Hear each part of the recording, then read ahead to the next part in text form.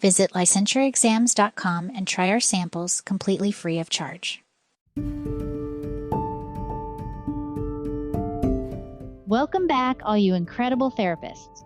It looks like you made it through the onslaught of the changes from the last podcast that you're going to find in the new 2027 exam. Ready for some more?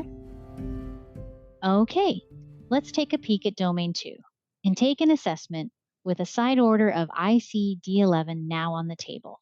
Guess you figured I was unsuccessful in dragging Linton out of the sushi aisle at Publix, but I did manage to pin him down long enough to do our study session 6 on motivational interviewing for the Florida Mental Health Counseling Association. It's a free monthly service offered to prepare for the licensing exam. Contact the Florida Mental Health Counseling Association, and they'll send you information to attend our next study session. In whatever state you're in, let your counseling association know we're available, and we'll set something up to help you with your study process. The current exam's intake, assessment, and diagnosis domain is worth 25% of scored items. We're the heaviest single domain, and it stays heavily weighted in 2027. But the 2027 version splits into two sections, 2A, which is intake, and 2B, assessment, and yes, the distinction matters. Domain 2A focuses specifically on the intake process, obtaining informed consent, and also, get this, including content specific to telemental health services, which I'm positive you didn't cover in grad school.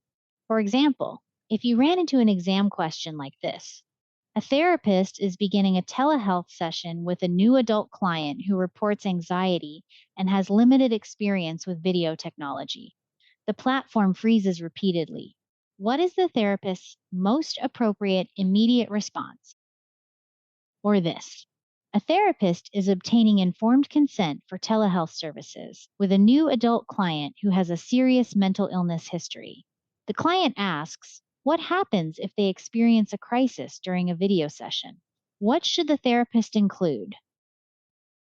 You get the picture.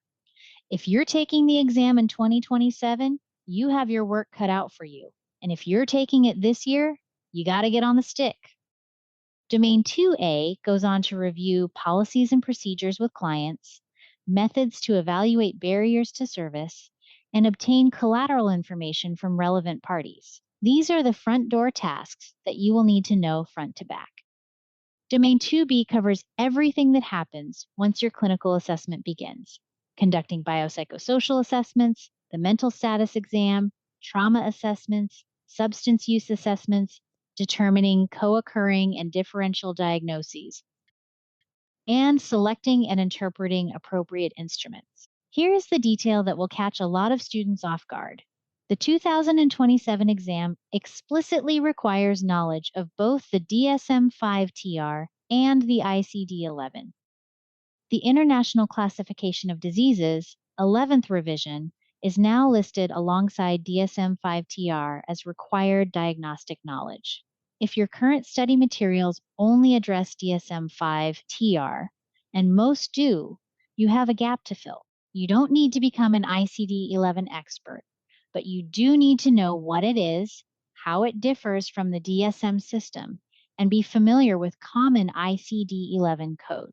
And not only for the conditions you're most likely to encounter in a narrative, such as mood disorders, anxiety, trauma, substance use, and psychotic disorders.